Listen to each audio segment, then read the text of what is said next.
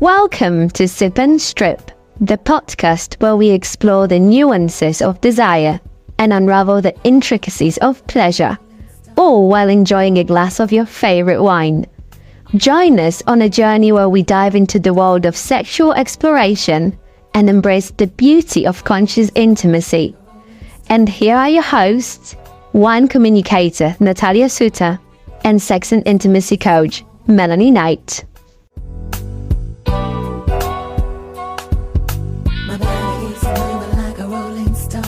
There's also part in here which talks about how the size of a woman also needs to match the size of a man.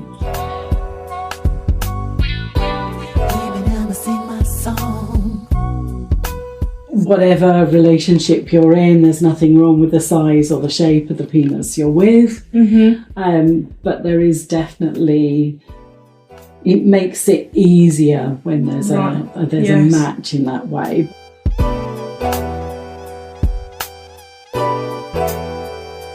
You know, you won't have the same sensations as a previous lover. You won't have the same sensations if you get a new lover.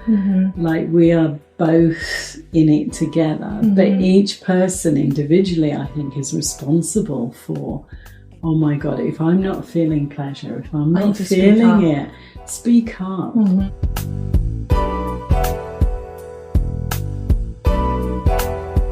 Big, huge part of this is as women, we can show and desire for a man and his penis, and that will help hugely for any shame or any judgment he feels about not being hard.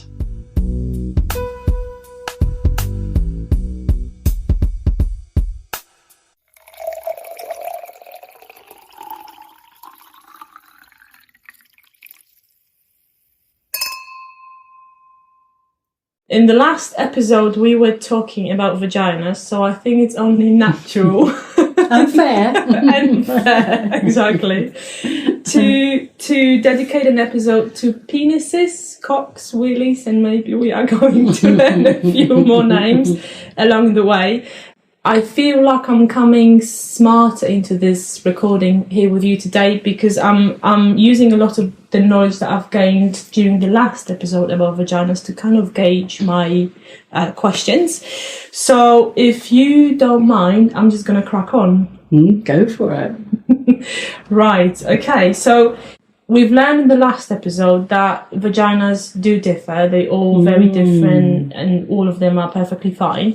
So the first question I wanted to ask is, beyond size, do cocks differ in any other way? Yeah, they differ. I mean, similar to vaginas, they differ immensely. Like, you know, it's unique as everyone's vaginas is everyone's penises. I just got out the book, which again your listeners might be interested in, the Sexual Practices of Quodoushka, teachings from the Nagal tradition, which is from thousands of years ago, and this was written by a woman called Amara Charles. And she did apprenticeship with the Quodoushka culture. There's an interesting image in here which shows, and obviously your viewers can't see it, but shows all the different types of penises. They categorize them, and obviously these are like vaginas in some respects. We can categorize things, but that, you know, there's varying different sizes and different types. So we've got ones like the small and straight, and they've called that the coyote man. And they've got a pit bull man, which is quite thick and sturdy, also quite straight. You've also got ones that are a bit more curved and long, and they've named that the dancing man. And the bigger ones are like big, straight, a horseman. Very accurate naming, isn't it? Very accurate naming. They do. Yeah, they do resemble some. And 1, 2, 3, 4, 5, 6, 7, 8, 9 different types they've got here. And we won't be able to have a chance to go into it in this session, but they also have a whole sort of chapter here on what different types of penises make different lovers, and they've got descriptions. I think that would be my next question, actually. Yeah. Like, if there are 9 types, how does it affect sex and maybe them receiving pleasure? Well, it definitely does. And there's also part in here which talks about how the size of a woman also needs to match the size of a man.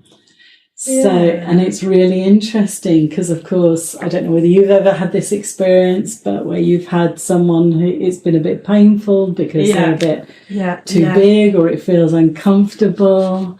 And I certainly know with my current lover that there is just a feeling of it's just the perfect size. Oh, that's a good feeling. Yes. Okay. And I think there is, even though there's, obviously, whatever relationship you're in, there's nothing wrong with the size or the shape of the penis you're with. Mm-hmm. But there is definitely, it makes it easier when there's a match in that way. But also there's different positions and different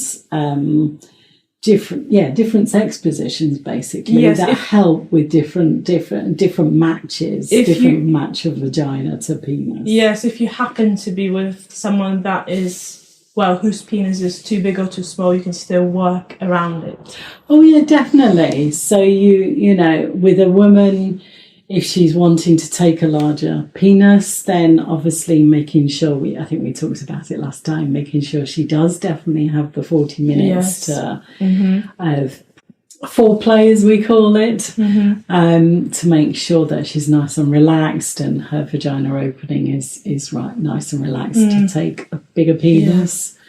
But also smaller penises, are fine as well. And it might be that you, if you're not feeling anything, you might want to try different sex positions.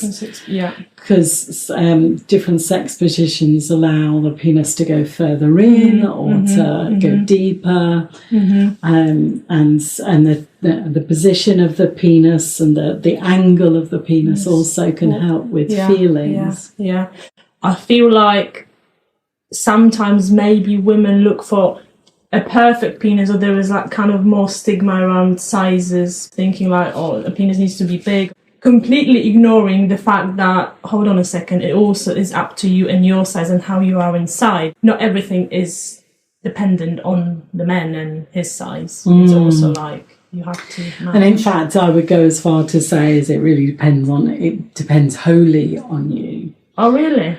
So if you are not feeling something, then change things up.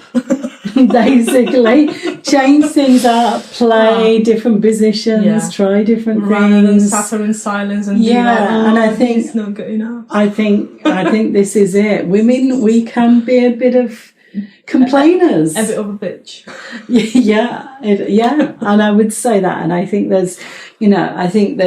there's fault on both sides, but I think women especially, we want men to be mind readers. We don't say anything, we don't say what we're thinking, but we don't change it either. We just sit there in our head thinking, why is he not doing it right? Why is he not pleasing me? Why does he not know how to do this? Yeah. Rather than actually being a partnership of two people coming together and exploring and being adventurous and having fun and just working it out. Every single body is different. You won't have the same sensations as a previous lover. You won't have the same sensations if you get a new lover. Like, we are both in it together, but each person individually, I think, is responsible for, oh my God, if I'm not feeling pleasure, if I'm not feeling it, speak up. And I know that can be very difficult. It can be very difficult with women, and I spend a lot of time working with women to support them getting their voice. Okay. So I think both sides are equally responsible for their own stuff, as we call it. Yeah. From a man's point of view, I think we touched on the man, and and I think this is also where men can support themselves, is that there is no perfect size or perfect shape. Okay, right. That will be my probably next question. And I think a lot of men spend a lot of time comparing themselves to other men, feeling like they're not big enough, they're not hard enough, they're not strong or fat enough, whatever it is. That definitely the length is often one that's compared. Yes, the size. I think men do worry about the size of their penises, because again, I think it probably comes from porn, I would imagine. Oh, Hollywood definitely. films and all that stuff, and thinking that if it's not big enough, it's not good enough. Whereas, as you've just said, it's about the match between the penis and the vagina. To put it blunt, you can have a big penis, but if you don't know what to do with it, then that is true. We haven't come on to that yet. And we want to talk about actually what you do with it versus, from a woman's point of view, but also, yes, from a man's point of view. Yeah, so that'll be one of my questions in a second. Before, I wanted just to go back to the difference between penises. Do they differ? I seem to remember when you had a conversation earlier, you've mentioned that they differ, or maybe I misunderstood, they differ in hardness as well. A soft penis is not exactly a tragedy. No. and then if you don't mind giving a few tips or tricks how to work with a soft penis, if I can put it that way, and any techniques to make it work for both him and her. Hardness, I think, is one of those things that, first of all, it comes and goes. For a man, it's 1 minute it can be really hard, and the next minute he might not be so hard. Do we know what affects that? Well, I don't know medically, but what I can say is, that there is lots of factors. I think I was going to also come on to the fact that age is a factor as well. Right. So, in your 20, man's at their sexual peak in their 20s. I think even late teens, like 18, 19, they're at their sexual peak. So for a man, it's very, at those sorts of ages, 20s, it's very easy for a man to get hard. He can probably go for a long time because he's fitter and stronger and healthier. But as we age, that naturally becomes harder to do, harder to keep up. And it comes back to also things like we were talking about earlier about porn. And it's not just porn, I think it's patterns as well. I talk to a lot of people about patterns, and I might have mentioned this in the women's one as well, the vagina one.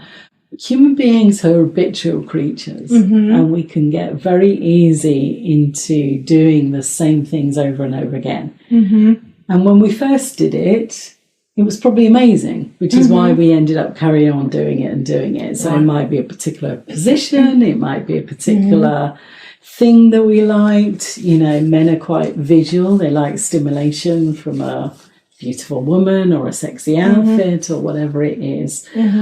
But the problem is with things like that is that, first of all, you have to then keep having the same thing to feel like you get the same result.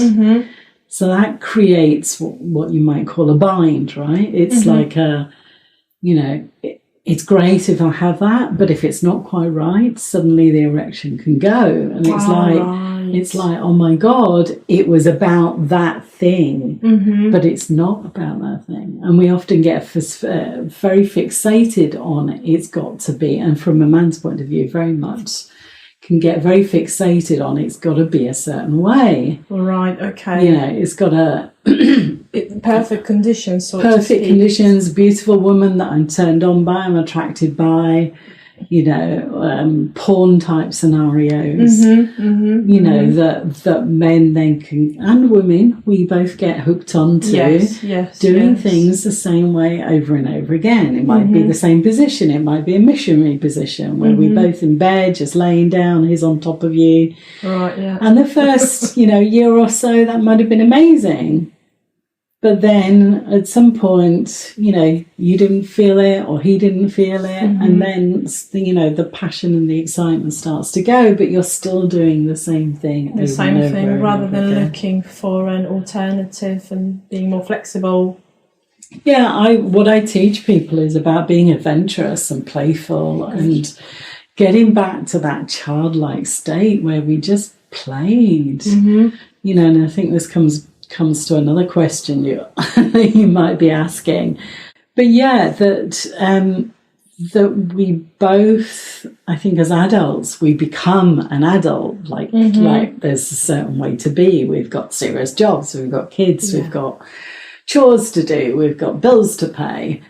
And then we treat our love life in the same way, like a chore, very structured, organised, or it becomes the last thing on the list to do. You've got so much to do, and you get into bed. You're both exhausted. You both had a couple of drinks, maybe, and a curry or whatever it is that you have on a date night, and you flop into bed. And that's not the best way necessarily to have a beautiful lovemaking. It's not to say you can't do it, and people do, but what we're talking about here is about what's possible and what's really available for two people when they come together. So if, let's say, a couple hit the wall, as in they used to do something in a certain way, it stopped working, and it's hard for them to get over it because they keep doing what they used to do, and it doesn't work anymore. Whether that's for a man, for a woman, one of the ways to get over that would be to be adventurous and try. Yeah, it would, but that's easier said than done. Yeah, it's one of those things that it's yes. Yeah, it is. It's like the tip about going to the gym. Well, you want to lose the weight, so go to the gym and get fit. Easy. Yeah, we all know these things. So one of the things that if I was working with a couple would be to start gently and slowly, and that would be to start looking at them talking more about what they want, and playing little games that says, okay, for the next few minutes I'm going to do something you really want, and then you could do something I really want, and it sort of opens up the ability to also start voicing things, because deep down, actually, we very often know what we want, but we haven't been able to voice it. Yeah. Or we've squashed things down so much that we've even forgotten what we actually want. So bringing that play back in, but very often it has to be quite slow and gentle, because we're breaking habits and patterns that people have got over can be quite a few years. Yeah, yeah. Obviously, the older you get. But coming back to sort of like the penis hardness piece, was all these factors, have an impact. Obviously also health does, and what we eat can as well. Do we drink a lot? Do we, we overweight? Are we fit? All those sorts of things as well. Is there issues within the relationships? Is there issues of frustrations and upsets? Oh, that's a good point. I haven't thought of that. Men can sometimes feel rejected by a woman. Because of whatever reason, right? And women can feel the same. Women can feel like they're expected to provide sex, and often not enjoy it, actually. So women feel like they're suffering, and men can feel often like they're rejected and not wanted and stuff like that. Yeah. So all these things can play into a man's erection.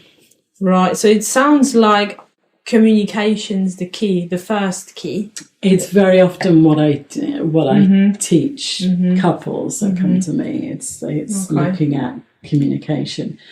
The next thing I would often do is, it can be individually separate, is them learning to notice pleasure themselves, what pleasures them. So when you start to reconnect with your own body, your own sexuality. Yes. So you can do that together as a couple, or sometimes we'll do that separately as well. Okay. Right. Okay. Good. Before I move on to next question, I wanted to introduce the wine that we've already started drinking. Sorry, it was too nice. It is really nice, this one. Can you believe that I actually picked this wine up at Aldi? Oh, wow. Yeah, so this is... Aldi has some surprises sometimes. It does, I love it. I go shopping there. I do get my groceries there. It's a good shop, and it definitely has a lot of good wines, some of them award-winning wines as well. This one that we're drinking here is Cabernet Sauvignon. I say a few words about this wine in a second. First, I'll explain why I've decided to pair the topic of penises with Cabernet Sauvignon. So, first of all, Cabernet Sauvignon as a grape and the wine that it produces, they have quite big presence. So they're full-bodied, like the one that we're having here, bold, powerful compared to other grapes, with a lot of depth. So it kind of makes me think of a penis. Well, at its best, it can have a big presence, strong, powerful, potent, and I think in some cultures it actually is a symbol of power and domination. So I thought of, powerful Cabernet Sauvignon, powerful penis, so that was my association in my head. Another reason was that a good Cabernet Sauvignon can really elevate your meal or your dinner experience, and it can make things better, and I think a good penis could also make things better. I like where you're going with this. I wouldn't be myself if I haven't had like a goofy association here. So this is what I thought of pairing it with Cabernet Sauvignon. And this one, as I said, is from Aldi, from Australia, Kulibura 2022. And it comes from two locations, Coonawarra and Barossa Valley, which are basically the best locations for Cabernet Sauvignon in Australia. Warm climate, cooled by ocean breezes, so the wine is quite fruit forward, a lot of black fruit, and the very typical thing for Cabernet Sauvignon from Australia, which is quite interesting, is that it often has aromas of mint and eucalyptus, especially the one from Coonawarra. So I don't know if you can taste it. Can't smell it, but then I'm not great at smelling different smells and tastes. I just know it tastes really lovely, actually. It's very intense, very pronounced. But it's also really drinkable. It goes down. Sometimes wines are too harsh, I find, but this is really drinkable. It's actually a good comment. It's because the tannins in this wine are quite soft, smooth, so it doesn't really produce this sensation of like, ooh, my mouth are really dry and it's too much, and I need a piece of meat to have with this wine. So that would be the climate. Yeah, I think we are drinking this without any food, and this is nice. And it's already gone. It's really nice. One last thing about this wine, which I was very surprised to learn about, is that it was in oak barrels for 14 months, which is for an Aldi wine that I probably paid £10 for, maybe, to have a wine that was aged in barrels. I was going to ask you the price, because that's a reasonable price for an oak barrel wine. And it was also recommended by the Irish Times, I think, in one of the articles, best wines in Aldi. It's highly rated by the decanter. Very pronounced, intense black fruit. I would say there is a bit of mint. It's not just fruit. It's really there's actually, now you say it, there's a freshness to it, like you get with mints, like a. Do you know what I mean? That aftertaste you get with mints. Yeah, and even when you smell it, it's kind of like mentally, like sort of, as you say, lovely wine. Well done, me. Okay. Definitely well done, you. I love it. So, going back to penises. The important subject of the day. Yes. Yes. One question I had is linked to the vagina episode we had last time. We said on the pod that women need about 30 minutes of stimulation before penetration. Do men need any prep at all, or as soon as it's he's hard? So I think I said 40 minutes for women, but 40. What did I say? 30. 40 Yes. minutes. I've got 40 written in front of me, and I said wonderful. 30. Maybe I wish it was 30. I wish it was 30. And that, that is an estimate and stuff like that. This one's a more tricky one because I don't think many people talk about this. I think there's an assumption out there that men are pretty ready, horny a lot of the time. Yeah. And, it's certainly my experience that men can, pretty much, if they're horny, they're feeling like it, they pretty much can get going quite quickly. Mm-hmm. But having talked to my partner, who's also a tantric expert and does this work as well as sexological body worker, I do know that he feels that actually that men actually need more time than we think. Mm-hmm. And I think this is if you're going to do it in what I call the new way, though it's not really the new way, it's the old way in some respects. So, if you're just having, let's go back to the start. I think I might have mentioned this in the earlier episode, but very often what we don't realise is most of us are having sex that equates to a biological sex. Okay. So what I mean by that is that our drive for sex is driven by procreation. Mm-hmm. We might have mentioned this in one of the earlier episodes, I can't remember. And most of us don't even realise that. We feel horny and we want sex, and then we have sex. But what's often behind that is a biological need for human beings to procreate. Mm-hmm. Mm-hmm. Men, obviously, to procreate, they need to sow their seed, as the saying goes, right? Yeah. So if you're just having sex to fulfill a need and fulfill that biological need, then very often for men, sex is a 5-minute job. Yes. Does that make sense? Yes, and this is why I'm trying to talk about the difference between two types of sex, right? For a lot of men, it's like, I'm horny, so I want a woman, put my penis in her, I'll orgasm, and then I'll turn over and go to sleep. Now that is a bit generalistic, but actually that is... It does happen, though. That does happen, I think, happen a lot, and which is why women often don't feel satisfied as well, because we need a lot more time. And that is not saying that every man out there is doing that. I know that's not the case, but that is quite typical for a man, unless he realises there's another way. And what I'm talking about is the fact that there is another way to do things. Right. And if a man wants to make love in a different way, then I think probably they do need a bit more time than what we give them credit for. Right. Because what you need is a man to be more in touch with feelings and sensations in his body and energy moving in his body, and be able to be there also to support a woman. Yes. As well, and I think that does take time for both sides. Right, yeah. So you will allow him to be more present with himself, with her, take pleasure from it rather than just fulfill fulfill that bang bang bang as you put it. But then some men, they use the, how did you call it, the first type of sex, which is the it's based on they teach the chakras. So the sacral chakra, which is the second chakra, which is also called Swadhisthana chakra in Sanskrit, is what drives our biological sexual drive. Right, okay. And then how can men realise that sex is not all about this quick bang bang, and there is I'm more not to sure I know the answer to that one.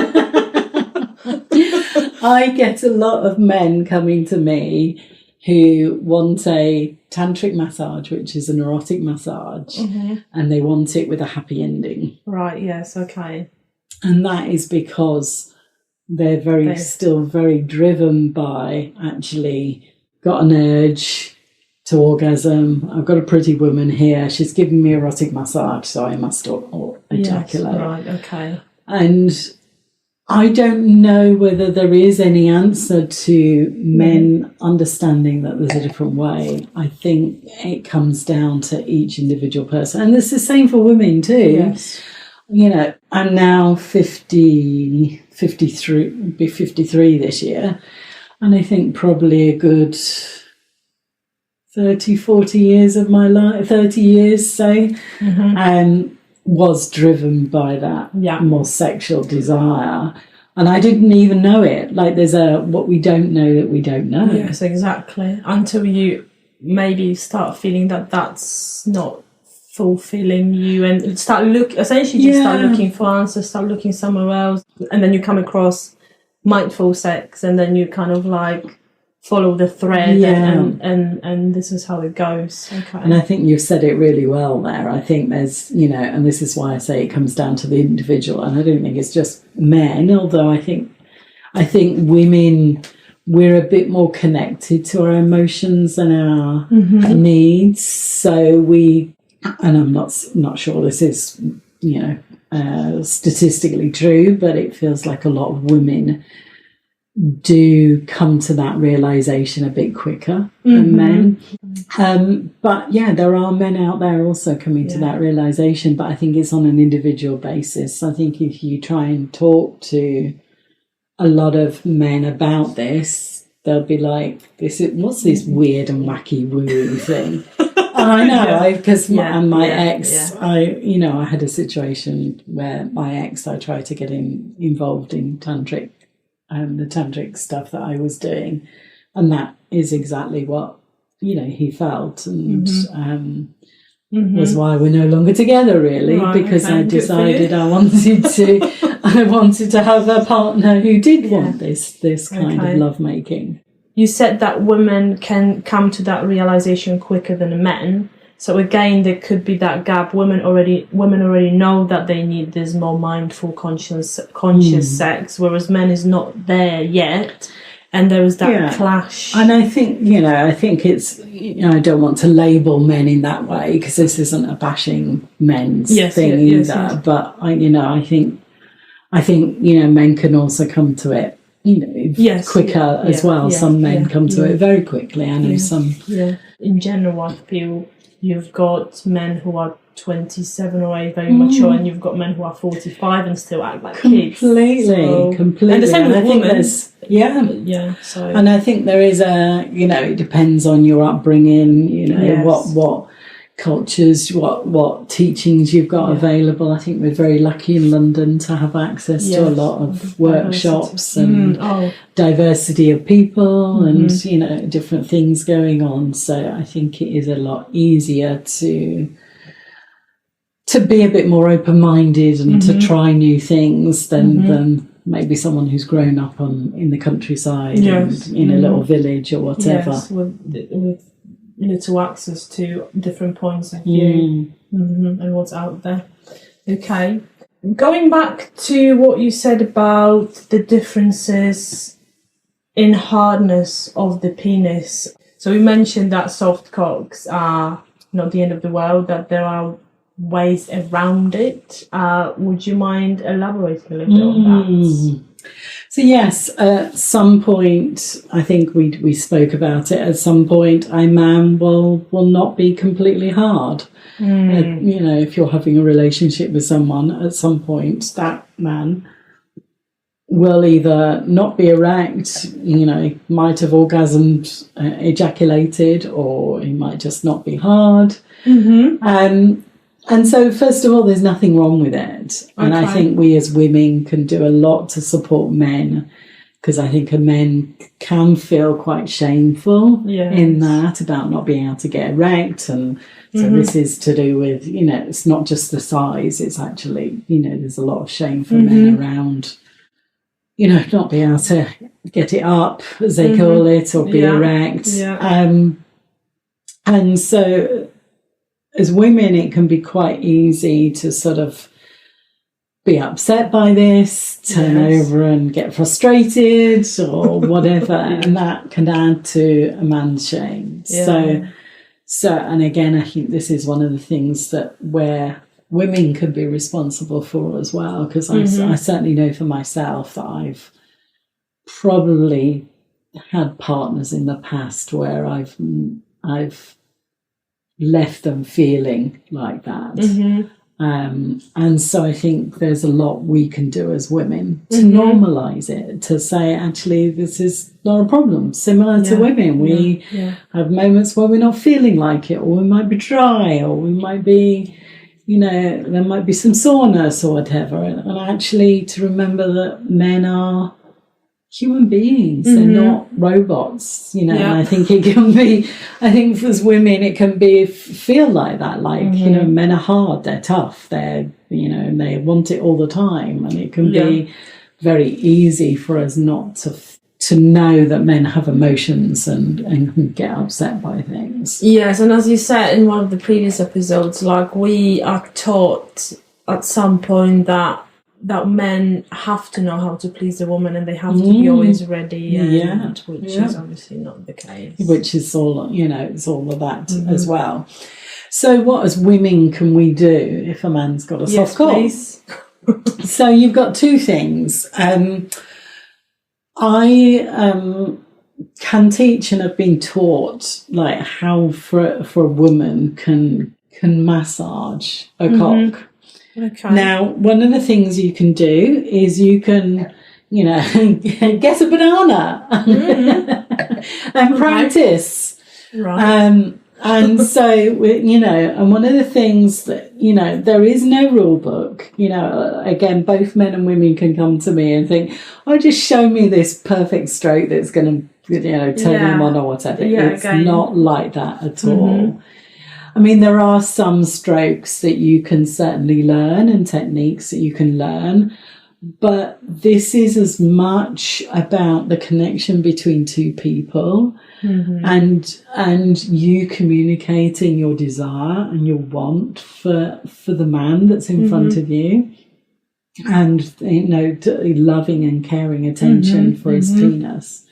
So whilst it's a massage, it's sort of a massage with feeling. Yes, right. And women, we're probably better at that because we have much more access to our emotions. But also quite a lot of us as women have switched off that side of us because we're running around in a masculine world trying to keep up with men, and we're told also, not to be emotional and stuff like that. So a lot of my journey in learning a lot of this stuff was to learn to feel again. Right. And to feel and to allow my man to know that actually I desire him. I desire his penis. I love his penis. Can you look at your man's penis?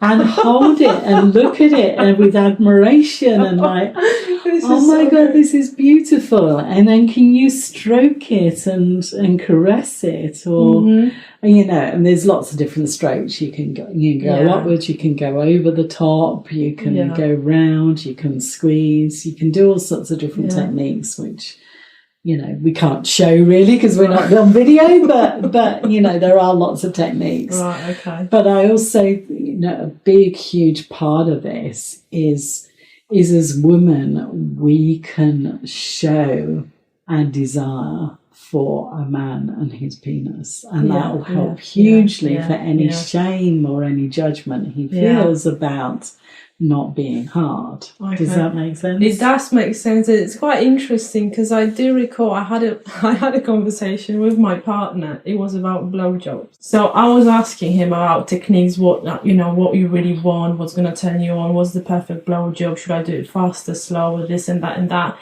And he basically said what you just said. I want you to admire my penis and feel like you want it with, you know, whereas I was going into techniques and organizing and structuring everything, he was all about feelings and connecting. So that's and that's beautiful that he's connected to that, which is lovely. So he's got some awareness of what he wants. He's got a lot of awareness. But even if a man doesn't voice that, very often, very deep down, they have a desire, and very often men can't voice stuff like that because they've been taught not to be a macho man. And so as a woman we can do a lot to be able to put that in. Women, we can be initiators.